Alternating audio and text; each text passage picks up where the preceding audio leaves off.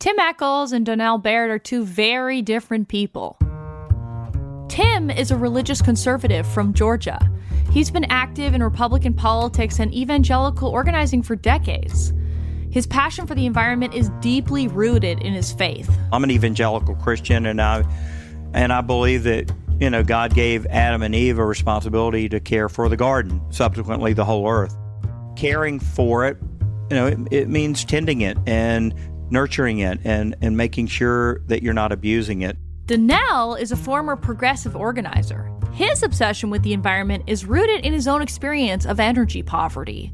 He grew up in a one-bedroom apartment in Brooklyn without heat, and his family actually had to heat their home using an oven. Of course, that releases all kinds of carbon monoxides. All that to say, very early on, I was exposed to the relationship between energy and buildings and actually health.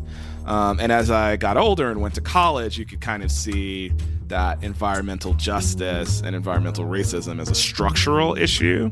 It wasn't just my individual family, but millions and unfortunately billions of people around the world who struggle with these kinds of issues. Tim grew up with automobiles at the center of his life. His family owned a car auction when he was a kid. So I've always loved cars. I worked at the car auction starting at 11 years old, selling peanuts to the car dealers. And then as I got older, I started a car detail shop there. And obviously just continued on with my interest in cars. After college, worked for a Ford dealership. Donnell grew up with poverty and activism at the center of his life. He worked as an organizer in Brownsville, Brooklyn, one of the poorest neighborhoods in New York City. 30% of adults in the neighborhood are incarcerated. They enter the juvenile justice system. For 17 blocks throughout this neighborhood, $1 million per year is spent per block just to incarcerate people from that block. And I was a community organizer there for 3 years. And we were knocking on doors, talking to the people who live there about how to fix the neighborhood. But they do have one really big thing in common. They're both on a mission to electrify the world with clean energy and do it in their own unique way. So I drive a 2017 Chevrolet Volt.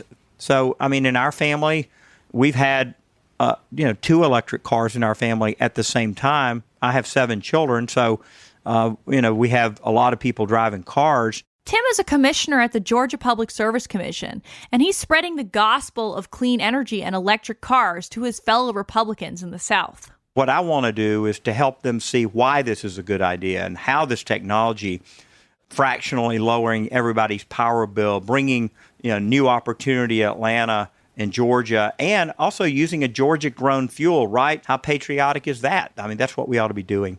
Donnell is focused on cleaning up buildings, mostly for people of color who are more likely to live in unhealthy housing that's expensive to heat. What we need to do now is we need to move buildings off of fossil fuels entirely. He's the CEO of a company called Block Power, which is electrifying multifamily apartments like the one he grew up in, and then powering them with renewable energy. And so we have the opportunity to have these buildings be run off of 100% clean energy. And so that's what we need to do. So all the buildings in New York need to be upgraded.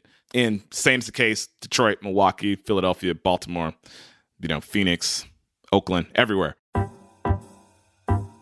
Both Tim and Donnell are trying to prove to the world that we can use the technologies that exist today to cut most of our emissions that we're making from our outdated, dirty energy system. We've made an extraordinary amount of progress over the last decade in terms of cleaning up our electricity system. And that's thanks to evangelists like Tim and entrepreneurs like Donnell. But experts tell us that we need to be moving even faster and that we should be aiming to clean up our entire electricity system within the next 15 years. Do you think we can do that, Katharine? I sure as hell hope so. This is A Matter of Degrees. I'm Dr. Leah Stokes. And I'm Dr. Katharine Wilkinson. And together, we're telling stories for the climate curious.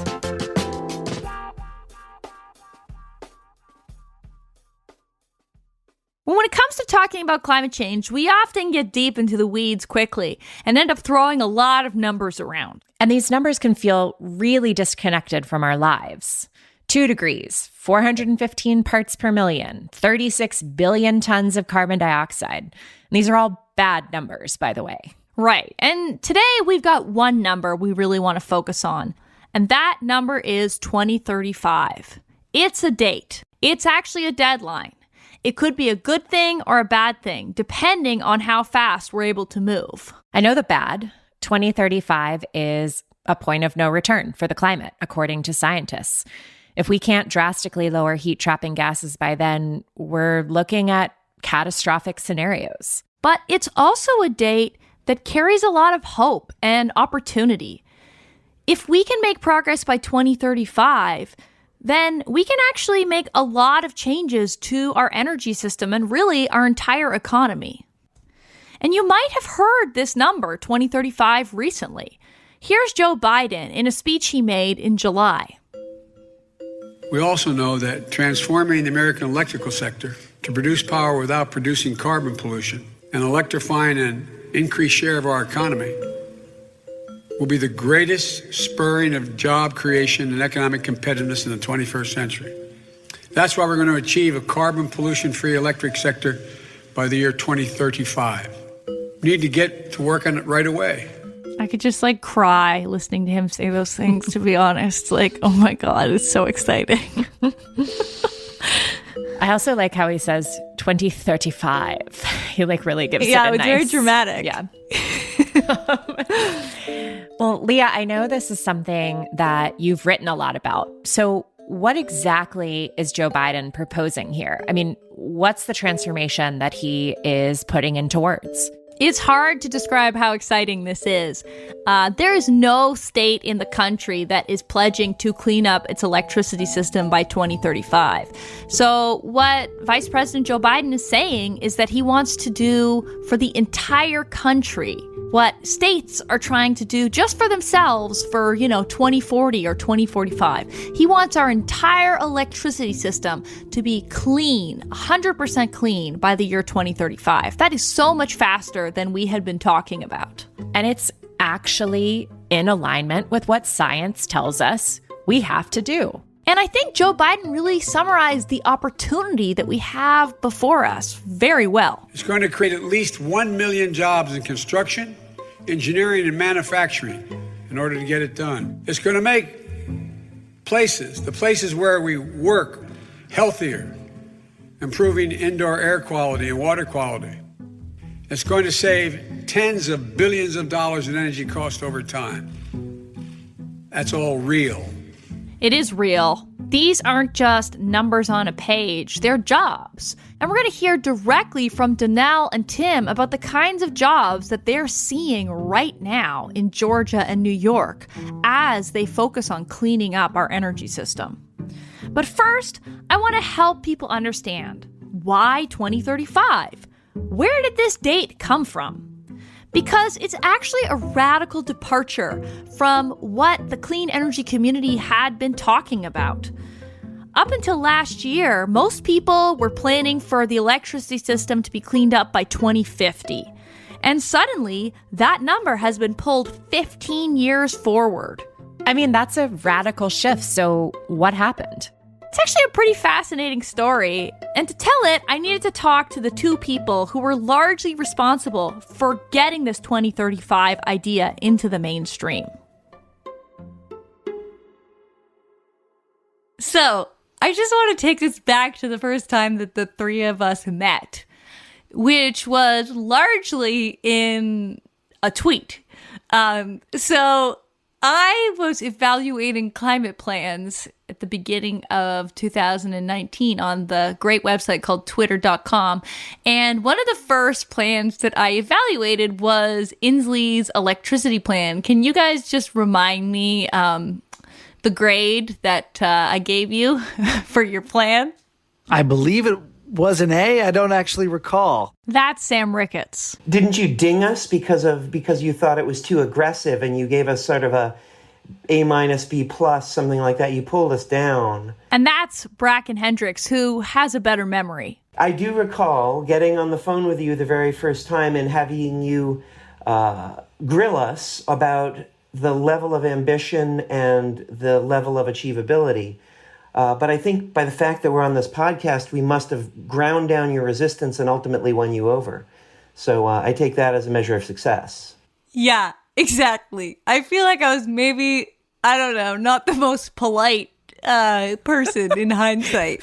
Leah, you were being like a really obnoxious professor, tough grader on these guys, and they're like shooting for the stars, and you're like, don't shoot for the stars. That's unreasonable. Yeah, I know. Sam and Bracken are now my friends, but they're also a couple of the most influential policy nerds out there who have been working on climate change and clean energy well before it was sort of the hot thing to do. They were both instrumental figures in crafting the climate policy for Washington state governor and former presidential candidate Jay Inslee. You might remember Inslee from early in the Democratic primary. This is our moment to put the greatest threat to our existence, to our economy, to our health, at the very top of the nation's agenda. This is our moment to reinvent. This was such a big deal. He and his campaign put together this incredibly comprehensive climate policy, and they were laser focused on moving climate solutions forward like no other campaign from this primary or any primary in history. We are the first generation to feel the sting of climate change, and we are the last generation that can do something about it. Yeah, they came up with 200 pages of climate plans. And Inslee has been working on this issue for a long time. Bracken actually co-wrote a book with him on climate solutions way back in 2007.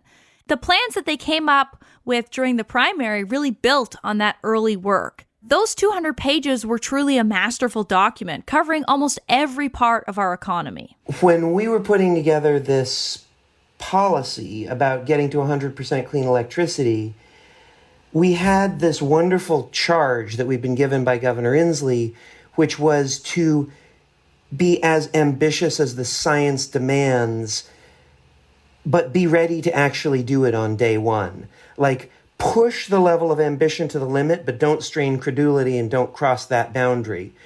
And so we spent a lot of time thinking about how you would get to 100% clean energy.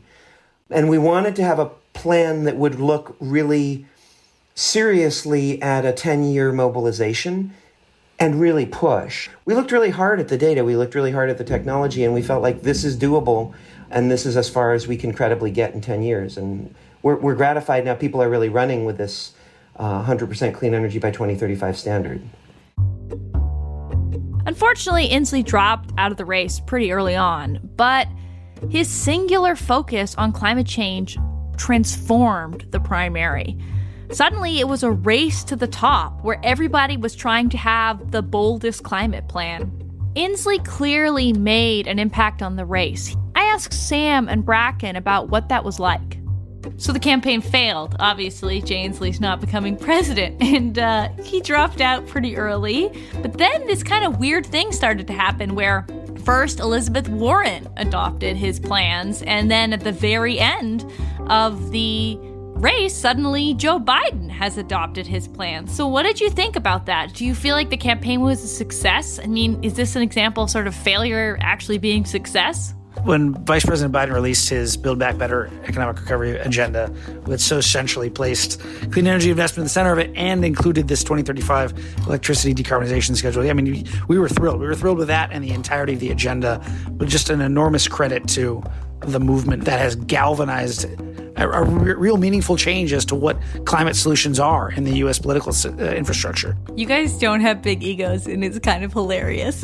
You refuse to take any credit for this fantastic thing that you did. It is hilarious. But, you're climate people. You've been both working on this for well over a decade. You've been trying to chip away at the carbon-intensive system, and it hasn't been easy. And, has this been one of those moments where you feel like, yeah, I made a difference? Yes. If you tell me I've made a difference, Leah, I'll believe you. So the political pressure worked. It did. And today, Biden has the most comprehensive climate plan of any candidate for president in U.S. history. We're talking about $2 trillion in the first 4 years of the administration. That's 20% of the federal budget. He's pledged to have 40% of investments go to disadvantaged communities, which is exactly what environmental justice groups have been pushing for. And he has pulled up that electricity target to 2035, which is faster than any state in this entire country. That is a 15-year acceleration from the 2050 target that we had previously been talking about. Okay, Leah, so that's the story behind the political momentum that gets us to 2035 taking hold as a target. But I'm curious about the underlying trends. I mean, clearly Inslee said this has to be rigorous. So if this accelerated date is possible, what changed in terms of technology and cost? That's a great question. Let's dig a little bit deeper into why this is doable. And to do that, we've got to get a little more technical. Are you taking us to Wonkland? Yes, Catherine, we're going on a great adventure to Wonkland. But it's really not that bad there, I promise. It's kind of my favorite place to hang out. And we've got two great guides to help us get through Wonkland. Both of them are highly respected energy experts, but neither of them started out in energy. The first expert is Sonia Agarwal. She is the Vice President at Energy Innovation, a nonpartisan clean energy research group. And they create reports that people like Bracken and Sam turn into policy proposals. In 2005, Sonia was studying outer space. I was working actually in astronomy research in South America and working at an observatory in Chile. Sonia found herself in this beautiful mountain observatory studying a binary star system that might become a supernova in something like 10,000 years. And she looked around and thought, maybe I should be studying something with a little bit more immediate impact. I was having a lot of fun watching these dynamic curves coming out of this star, but really the whole time thinking about how much I care about this planet and work that might make a much larger scale difference in my lifetime on this particular rock in the solar system. So she switched which planet she was interested in, and she started to focus on energy. She earned her master's at Stanford University, focusing on engineering, and she started to work on climate. This was in the mid-2000s, and that's when a lot of people started to notice major changes in renewable energy. She noticed them too. So that took me to looking at solar and wind in more depth. And at that time, really, they were niche technologies that were not really at scale yet. But it certainly seemed like the curves of cost declines that were already emerging in these technologies were really impressive. Doing some calculations about learning rates and the way that technology tends to evolve as it gets deployed gave me a lot of hope for the potential future of these technologies. Sonia's talking about something here that may be familiar to people. The idea of learning curves, right? We know them from school when we're learning a new skill or language. And with technology, the more you make of something, the cheaper that something gets. That's right. And it's played out in pretty miraculous ways. Take, for example, computing. Every 2 years, the capability of microchips doubles, and the costs are falling. So when we made a transistor back in the 1960s, it would have cost about $8 to make. And today, that same transistor costs a fraction of a cent. That's why we can all have supercomputers in our pockets. And it turns out that the same thing has been happening for wind and solar. In solar, every doubling of manufacturing capacity brings a roughly 20% drop in costs. And it sounds like Sonia has a front row seat to how this is playing out. Yes. As Europe put an emphasis on renewables, manufacturing and installations exploded. In America, the Obama administration invested $90 billion into clean energy at the turn of the last decade. In the first half of 2020, the US and Europe both got more electricity from renewable energy than coal. The costs of wind power have also dropped by 70% since 2009, and the costs of solar have fallen even more by about 90%. Electricity from the sun and the wind are now cheaper than anything else in many parts of the world. You know, I think it was easy to sort of ignore renewable energy when it was under 1% of the total electricity generation, for example. But now that it's really grown and we're seeing higher shares, I think utilities can no longer ignore these technologies. And the writing is on the wall about the cost savings that they can provide. And this brings us to Sonia's most recent work. She and a couple of colleagues watched this play out, and they started to ask themselves, can we transition the grid much faster than we previously thought? It's a great question. And what exactly did they find? Well, she and her team spent months crunching the data, running different simulations, and writing an analysis of what is possible by 2035. What we said was, can we run the models to try to understand how quickly can we actually get to a very high share of zero carbon electricity? Because a lot of people were talking about trying to get to net zero by 2050 or 80% by 2050. And in June of this year, they came to a pretty stark conclusion. By 2035, the U.S. can reliably and cost-effectively hit 90% clean energy. In fact, it would even save money.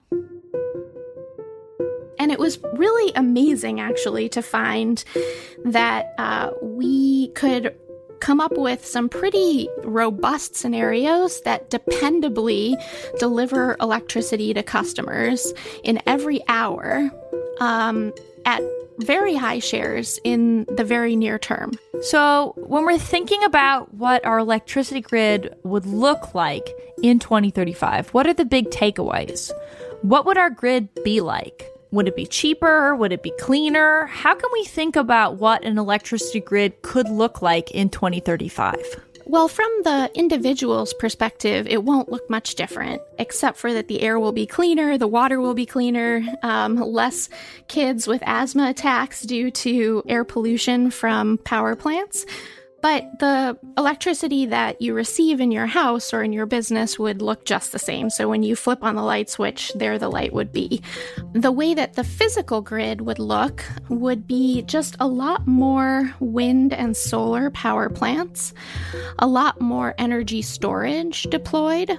And then also we would keep around our existing hydro and nuclear power plants to get up to that 90% zero carbon share. Is it doable? I mean, how much faster do we need to be moving in order to hit that 90% target or even 100% target? Yes, it's doable. That's one of the most exciting findings of the 2035 report.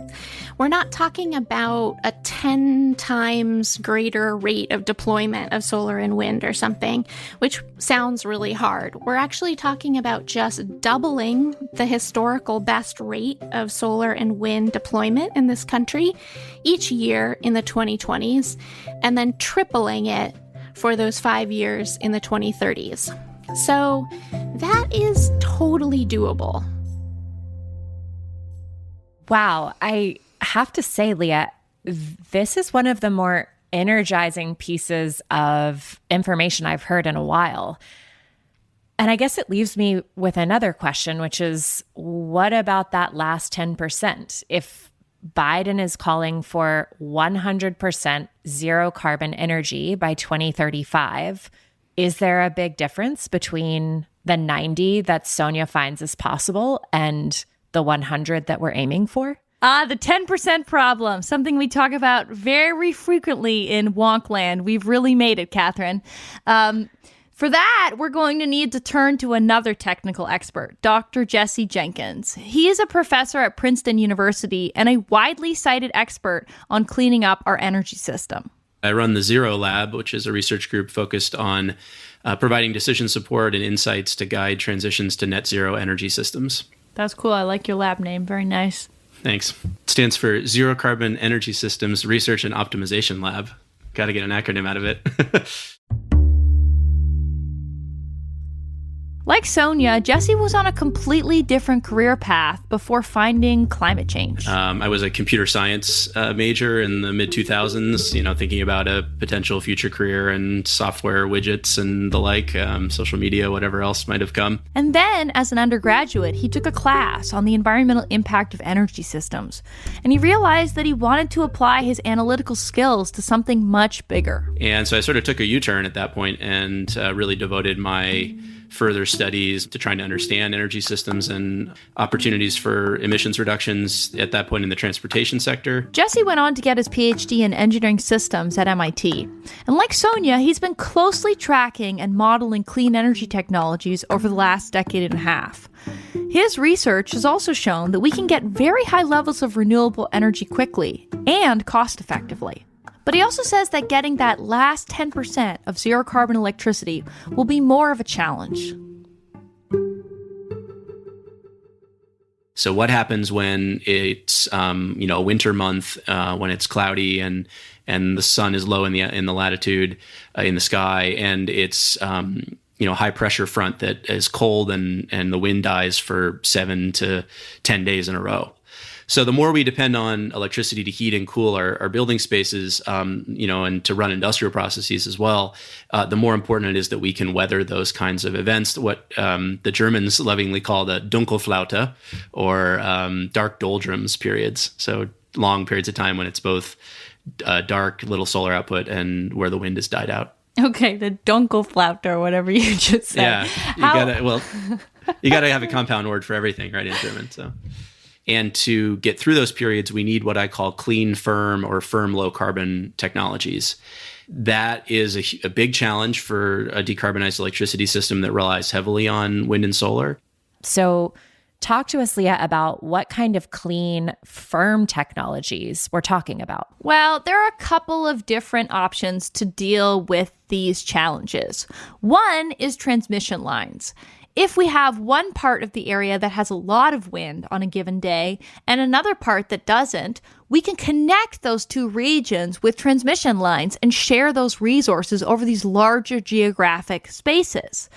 And of course, we can use storage technologies. We can store that extra energy, and then in the evening when the sun has gone down, we can use it, drawing off of these batteries and other storage technologies. And there are other ideas that people are talking about, new technologies like flexible or small modular nuclear reactors that some people are quite excited about. And Jesse believes that, like wind and solar, we could see similar cost declines through learning for these other technologies. Basically what we need is a technology that has its own, energy storage. So it's basically using a fuel of some sort. And that's what we use fossil fuels for today. And, they play that role well from a reliability and economic perspective, but of course have significant environmental costs and drive climate change. And so what we need are firm resources that are clean, as opposed to fossil, emitting firm resources like coal and gas plants. And so our option set there is, frankly, not as mature and not as good as, from a cost perspective as wind and solar. And it includes, geothermal energy, which today is, fairly geographically specific and constrained to small scale, in a small total scale in specific locations where we have the right geology to do geothermal. The largest source of clean, firm energy we have today is nuclear power. And our existing nuclear fleet is certainly an important foundation for making further progress to decarbonize the electricity grid. But, we're going to be seeing at best a, small reduction in capacity and at worst significant retirement in our existing nuclear fleet. So if nuclear is going to play a big role, we really need to see a dramatic shift in the way we go about building nuclear power plants that can make them much more economic to build. And that could be either making them much smaller and more modular and more manufactured in a kind of shipyard or factory type setting. Or it can mean approaching the construction process in a very different way that focuses less on the kind of whiz-bang new nuclear technology and more on how do we just do big civil works projects required, in a nuclear project in a much more cost-effective way in the U.S. than we've been able to do over the last few decades. The other options involve burning fuels in combustion turbines like we do for natural gas plants today. We can either keep burning natural gas and then capture the carbon emissions and sequester the emissions permanently underground in geologic formations. So that's known as carbon capture and sequestration. Or we can burn a zero carbon fuel like hydrogen or ammonia. And then there's no direct CO2 emissions from that combustion, but we need to find a way to produce that fuel at scale without driving emissions.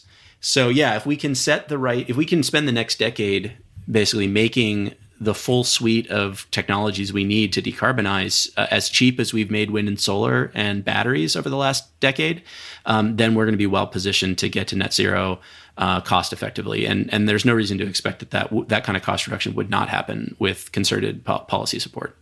So both Sonia and Jesse are saying we have the tools now to get to a zero carbon electricity grid pretty quickly. And it sounds like the tools to finish that job are on the horizon. They're not someday, maybe, if we're lucky. So what about the other pieces of this, Leah? What about electrifying cars, water heaters, all the things today that run on fossil fuels? Well, that's why I'm so focused on electricity, because this is the fastest way that we can eliminate emissions from other parts of our economy. And it's also the cheapest. But it's going to require historic investments. Jesse and I talked about what that would need to look like.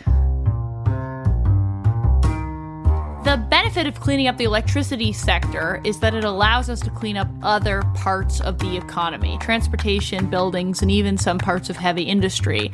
How much more electricity do we need when we start to electrify these other sectors? We need a lot more electricity. And so that's where electricity starts to look like a linchpin in any successful transition to a net zero emissions economy.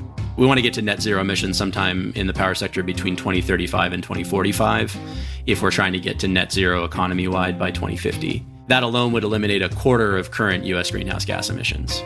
But the other challenge is that we need to substantially expand electricity to help decarbonize the other 3/4 of emissions. And so even if we get to 100% clean electricity by 2035, then we almost need to double all that electricity again by 2050 over the next decade to help fuel the displacement of fossil fuels in other sectors. On the other side, that means that there'll be a lot of work in this industry for a long time building stuff. Yeah, it's going to be a major increase in energy-related employment within the electricity sector, building wind and solar and transmission lines in particular. We could see an annual average of about 2 to 3 million energy-related jobs in the first decade of this transition, or a net increase of about 1 million energy-related jobs. And that's primarily in the wind and solar sectors and supportive, supply chains, including transmission build-out and manufacturing of wind turbines and solar panel components. And then there'll be even more jobs, of course, in cleaning up the transportation sector and the building sector. That's right, in building electric vehicles and batteries and heat pumps. There's a major expansion. It could be that we end up importing a lot of that from overseas, or with the right focused policies, we could be insourcing rather than outsourcing a lot of that manufacturing, and could be producing a lot of those components in the United States as well. I love those comments that Jesse makes at the end, because for so long we've heard this framing about how much the transition will cost and how much we're going to have to give up. But what we know is that this has gotten dramatically cheaper as we've been unpacking. And whatever it does cost going forward is actually an investment. As Jesse said, we're talking about the creation of millions of jobs, and not just jobs, but meaningful jobs helping to build a livable future. And that's exactly what we heard in Biden's comments at the top of the show.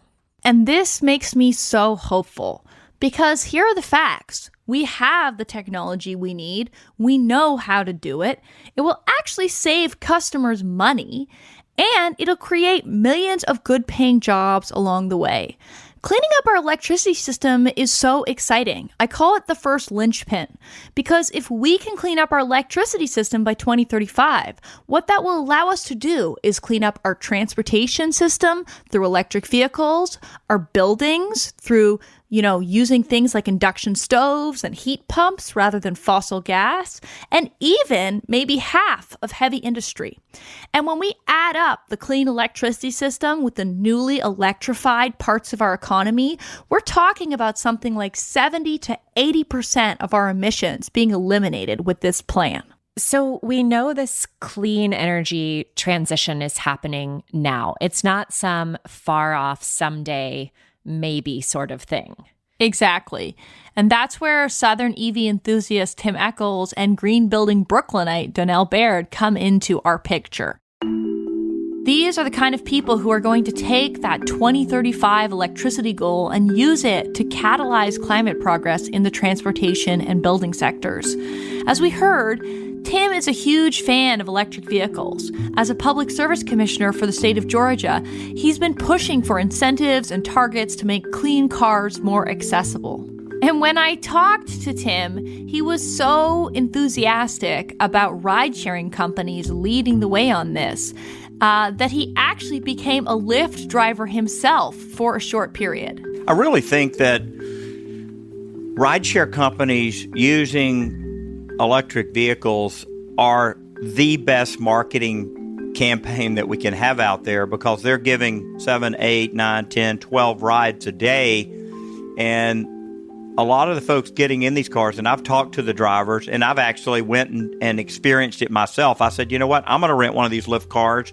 I'm going to see how people react. And so for 2 different weekends, I rented one of these Bolts, and I became a Lyft driver in order to experience this. As a Georgia resident and homegrown Atlantan myself, I would be very delighted to have Tim pick me up. I'd probably make him drive me around longer so that we could, just kind of chat in detail in real time about clean cars. Yeah, that was his goal, to unlock those kinds of conversations with people who just got into his car for a ride, and it totally worked. And so their comments were all good. Wow, this is a quiet car. This is a clean car. There's a lot of room in the back seat of this car. I love this. I could see myself in it. I learned that back when I worked for a car dealership when I was 22 years old. There's no substitute for giving a test drive, right? I mean, you can't just sit at your desk and talk about how cool this, Ford is or this Chevy is or whatever. No, you've got to get in the car and experiencing it. So imagine every city having 50, 100, 200, 1,000 electric cars running around giving rides.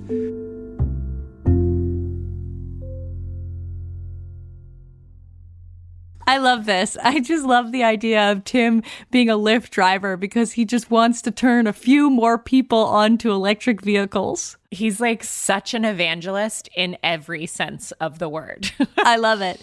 And the cool thing is that it's not just, the people that Tim will just by chance pick up who are getting excited about electric vehicles. 40 million Americans are right now saying that they're going to consider an electric vehicle for their next car. And that's according to a survey from AAA.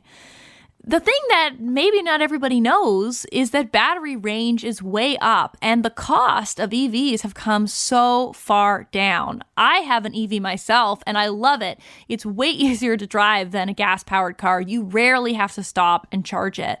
But overall, sales in the US of EVs are flat, and they were even before the pandemic. And it's pretty clear that consumers would be buying these cars in much greater numbers if they had better access to them, if they were more comfortable with charging availability, and, EVs were actually marketed to people when they went to dealerships and tried to think about what kind of car they wanted to buy. I totally feel that because I don't have an EV. And in part, that's because I live in a condo and there's no charging infrastructure. So this actually really takes me back, Leah, to our first episode on structural change versus personal action. Like, we're just really challenged on personal action here without the right infrastructure surrounding us. It's all structural, Katharine. It's structural all the way down. A few years ago, EVs were on track to explode in your home state of Georgia, where Tim also lives. And that was because of a tax credit that was created in 1998 thanks to 3 Georgia Republicans who wanted to boost Prius sales. They were interested in fuel savings and reducing U.S. dependence on foreign oil. when you added the federal tax credit of $7,500 to the state tax credit of $5,000, it was essentially a free car. And once people figured that out, we were the number one market for the Nissan Leaf in America. What it did do was catalyze a massive growth in EVs in the state. And it stuck around until Republicans slashed it. I totally remember this. I remember Nissan Leafs were just popping up all over the city in Atlanta. And also EV infrastructure was popping up, like at my favorite dive bar, Manuel's Tavern. And that was a few years ago. And then all of a sudden, it just felt like it came to a screeching halt. Yeah, the tax credit went away in 2015 and the bottom fell out of the EV market in Georgia. Yeah, it really didn't have an impact on Tesla. As you look at Tesla sales and leases, they were pretty flat. But those Nissan Leafs, it killed the market for the Nissan Leaf. Clearly, the credit was the catalyst for Georgia's EV revolution while it lasted. And not only was that tax credit removed, wasn't there a fee put in place? Can you explain that to us? It was a double whammy, right? We were doing a massive transportation omnibus bill for road, bridges, a lot of improvements. And I think our legislators said, wow, what are we doing giving away this money for these tax credits? And oh, by the way, these cars aren't paying their fair share. And so instead of attaching what would have been an appropriate fee, maybe $60, $70, they said, well, it's probably about $100. Let's just round it up to $200. And it's a $200 fee, inflation adjusted. So I think I paid $213 on mine this year. So every year you've got to pay $200+ because you own an EV in Georgia. Yeah, just to get the tag. That's right. So Georgians are right now being punished for owning electric vehicles, and Tim has been on a mission ever since to bring back the EV tax credit and break down some of the barriers to electric vehicle adoption in Georgia. And he's not just doing this out of pure kindness. He wants to create a strong market so other companies can set up shop in Georgia. And he feels like this is a way to speak to his fellow Republicans about climate action. After that point, I think we realized, wait a second, we got to change our messaging on these cars. We've got to start talking about technology. We got to start talking about economic development. We can't leave it to our Democratic colleagues to message this out or we'll never get this credit back. So let's talk about how all autonomous cars are going to be electric and how we want to attract companies like Tesla and anybody that's making autonomous cars or any autonomous car technology. We want to attract them to the Atlanta area. Therefore, we need to make sure that the climate is right for electric vehicles. And that means, reinstating some kind of tax credit. It's hard to say if Tim's efforts are going to be successful, if he'll manage to get that Georgia EV market to bounce back anytime soon. But there have been some promising signs of shifting attitudes towards clean electricity in the state. As a public service commissioner, Tim has overseen plans for thousands of megawatts of solar in Georgia and an expansion of rooftop solar access for customers.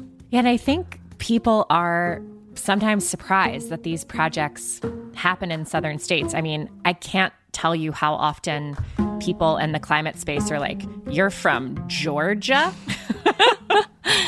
Yeah, there's a lot of support for clean energy, even in red states. And Tim knows that we can keep that happening. But selling climate change to conservatives is a lot like selling a car. You've got to know your buyer and pick your words carefully. I think my interest in the climate really comes more from my faith as opposed to anything else. I tell my Democratic friends all the time, to be careful and what they're asking their Republican friends to say, right? I know rhetoric is really important in this political climate. People want you to say the words like somehow that's magical or something. But I'm very cautious in the words that I use because I know that people will get a soundbite of it or they'll take that clip and they will use it against me. So Tim rarely uses the phrase climate change when he's pitching his ideas to other Republicans. But here's the thing. Poll after poll shows conservatives love the clean energy technologies that are really driving our energy transition. Yeah, and I think that's because building all this clean infrastructure creates a lot of local jobs and tax revenue for cities and states. And rooftop solar actually allows people to have more control over their energy or even full energy autonomy. And we actually saw this also in the state of Georgia some years back when the Green Tea Party and the Sierra Club ended up working together to make solar policy better for the state. Right. And this is the reason why you hear Biden framing this as an economic opportunity focused around jobs. And when I talked to Danelle, a former progressive organizer, he told me something kind of funny about his own journey. Even though I was a socialist when I was 19 back in college at Duke, like I am now, I guess, a hyper-capitalist, I guess. So climate change is transforming all kinds of people. Tim is out there signing up to be a Lyft driver on the weekends, and Danelle is tapping his organizing roots to grow his Brooklyn-based startup company, Block Power. I am a tech entrepreneur. I've raised millions of dollars of Silicon Valley venture capital to try and build a giant for-profit company where one of the major outcomes is a reduction of greenhouse gases. Block Power is working to upgrade all kinds of buildings, churches, community centers, apartment buildings. And through his company, Danelle installs new insulation, electric heat pumps, and even on-site solar. Some projects are bringing in 50% cuts in energy bills and 70% drops in emissions. Yeah, so we're super focused on low-income and moderate-income buildings. There's 5 million medium-sized buildings throughout the country. They're not single-family homes. They're not skyscrapers in Manhattan and New York City. They are schools, small businesses, houses of worship, community centers, gyms, right? These are medium-sized buildings that are bigger than a single-family home. There's 5 million of them. We think they represent about 7 to 13% of U.S. greenhouse gas emissions, depending on which data set you analyze. And they waste about $100 billion per year on fossil fuels. And so we focus on those buildings. And Danelle is doing this to make money and create jobs, sure. But he's also doing it to address climate change and for much more personal reasons. It is important to me because I am Black. I know this is a podcast, but I am a Black American male. And we have really high rates of unemployment. And that creates a lot of frustration and despair in the Black community. And there's all other kinds of negative things that come out of that. You know, people need a purpose and people need to be connected to something larger than themselves. And there can be good, purposeful work that's not exploitative, it's not extractive, that helps to stabilize families and communities. And so that's what we want. If you go into the Bronx, we're working on a project there. The Bronx has the highest asthma rates in America. They have thousands of buildings that burn oil for heat and hot water year-round, 365 days a year. An oil truck pulls up to the apartment building, pumps oil into the boiler in the basement. You burn that oil to heat up hot water, which provides heat and hot water to the apartment building. It's incredibly bad for the environment, but it's also, I mean, you're burning oil in your basement and everyone's breathing that stuff in. And that is part of the reason why the Bronx has such high asthma rates. I'm so glad that Danelle made this point because it drives me freaking bananas when people in the climate space are like, we need to only focus on climate change. It is so confusing when we start talking about other things like, oh, I don't know, jobs and justice. Like, why would we talk about those things? And it's like, guys, we talk about those things, A, because we have an opportunity to multi-solve, and B, because we can bring people to this topic and to this work for other reasons, right? The work can be common ground, solving for a lot of different needs and a lot of different concerns. Exactly. I am a huge fan of Danelle and his company because in addition to making these community and justice benefits, he's also pointing out that the work of climate progress is also about job creation. I started thinking about, could we create jobs for local families to green their buildings and to retrofit and renovate the buildings that they lived in, like the ones I grew up in. Part of the reason that we should electrify buildings is we'll create, depending on who you talk to, somewhere between 1 and 4 million jobs electrifying buildings. I've been trying to electrify my home, and first of all, I've had literally a hole in my kitchen wall for 4 years, so I wouldn't say we're the best at moving projects forward. But one thing I've noticed is that when contractors come over and we say, oh, we want to get rid of gas, they say, well, why would you do that? Gas is so fantastic, da-da-da. So it seems like it's hard to find the right contractor who actually wants to do building electrification and understands why you would want to do it. Is that kind of your experience too? Yeah, absolutely. We're going to have to invent new kinds of construction companies and contractors across the country who understand building electrification and are passionate about it and can execute and implement building electrification projects. And so, contractors and construction companies get all kinds of like fees and payments from the natural gas industry or the oil industry. They get fees and payments from manufacturers of products that use natural gas and oil. And so, in some ways they're economically and financially tied in with the fossil fuel industry, which is something that I think when we think about what needs to happen here, the fact that the construction industry, Leah, to your very good point, is incentivized or leaned towards fossil fuels. We have so much to do and so little time to do it. And that's why Danelle has had this vision to start a company and try to clean up our building sector, which is crucial if we want to make any progress by 2035. We've got these like 4 crises, right? We have like Black Lives Matter and a civil rights crisis. We have the COVID-19 crisis. We have an economic crisis and, the unemployment crisis that we have, which is headed towards Great Depression levels. And then we have our climate crisis, right? And electrification allows us to address all 4 crises at once. As we go building to building and remove them from fossil fuels, the buildings are healthier. They're less likely to spread COVID-19 through the air and ventilation systems. We're reducing greenhouse gases. We're creating jobs. And if we electrify buildings in communities of color and hire workers from communities of color, then we're addressing historical inequities in communities of color. And so building electrification is the way out, right? It is the way for our country to dig ourselves out of this hole that we're in. And I look forward to working with you and with everybody else to get this done. It's crazy to listen back to that conversation because I actually recorded that with Danelle 10 days before Biden made his speech at the DNC, where he talked about the 4 crises and identified the exact same crises that Danelle did.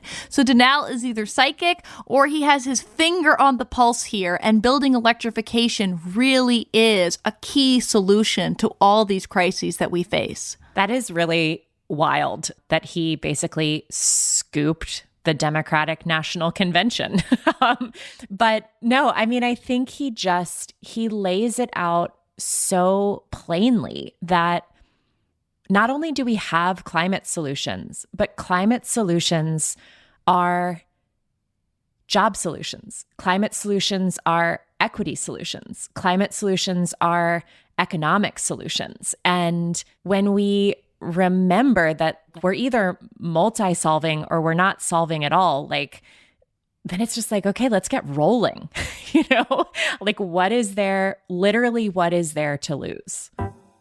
People like Danelle and Tim and Jesse and Sonia and Bracken and Sam, all these people make me so hopeful about what we can accomplish in the next 15 years because 2035 is right around the corner. 2035, not just some random date. I hope the next time folks hear that date, they remember these stories and the stakes that we've laid out here. Cleaning up the electricity system is a huge linchpin. It's something that can catalyze our climate action across the entire economy. Well, Holy hell, Leah, we have really covered a lot of ground. I feel thoroughly briefed on, what did you say, 70 to 80% of the problem, how we solve it? Yeah, and that's why, I'm really excited about the election. Like everybody else, I'm nervous, but I see that with this plan for 100% clean electricity by 2035, we're not just cleaning up our electricity sector, we're cleaning up our transportation sector, our buildings, and so much more. And it really just gives me a feeling like, you know what? We could just solve this thing. This is A Matter of Degrees, co-hosted by me, Leah Stokes. And by me, Katharine Wilkinson. We are a production of Postscript Audio. Jamie Kaiser, Sydney Bartone, and Stephen Lacey produced the show. Sean Marquand edited, mixed, and scored the show. Additional music came from Blue Dot Sessions. Our website was designed by Caroline Hadalak-Sono. A special thanks to the funders and supporters who made this show possible: the Hewlett Foundation, Bloomberg Philanthropies, the 11th Hour Project, UC Santa Barbara, and others. The show art was designed by Carl Spurzum. You can subscribe on Spotify, Apple, Google Podcasts, or any other place you like to get your shows.